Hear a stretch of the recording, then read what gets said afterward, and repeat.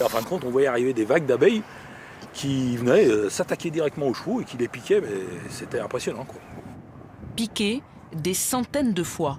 Un cheval et un poney n'ont pas pu être sauvés malgré l'intervention rapide des pompiers. Et le phénomène est particulièrement rare. Alors, comment l'expliquer? Avec le froid, en ce moment, les insectes souffrent de famine et la moindre attraction par un signal les attire par centaines.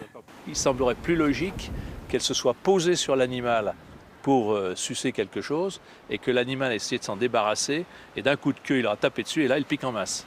La polémique ne s'éteint pas sur la 5G même, elle s'envenime. Et d'abord, un petit état des lieux. Les antennes 5G, de plus en plus nombreuses en Suisse. Déjà près de 300 services, dont une cinquantaine en Suisse romande. Et ça plaît pas du tout à certains cantons. Ils sont de plus en plus nombreux à refuser la 5G. C'est nous, les cantons, qui sommes au contact des citoyens. Et comment pouvons-nous expliquer que nous devons autoriser une antenne et que de l'autre côté, la Confédération étudie si cette antenne est dangereuse ou pas pour l'être humain? Et en attendant, la Confédération estime que les cantons n'ont pas à s'y opposer.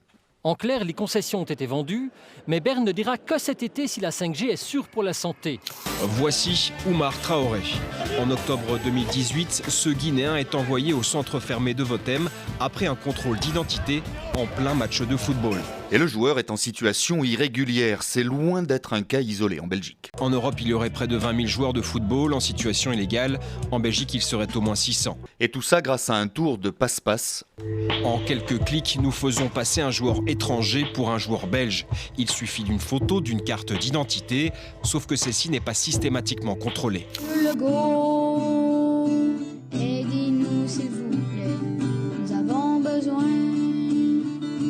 d'une nouvelle école. Et quand j'étais petit garçon, j'interpellais François Legault en chanson pour lui dire que mon école ça va pas du tout, en chantant. Le Premier ministre Legault lui a répondu dans une vidéo et s'est ensuite rendu en personne, lui annoncer qu'une nouvelle école sera construite hors de la zone inondable d'ici 2 ans.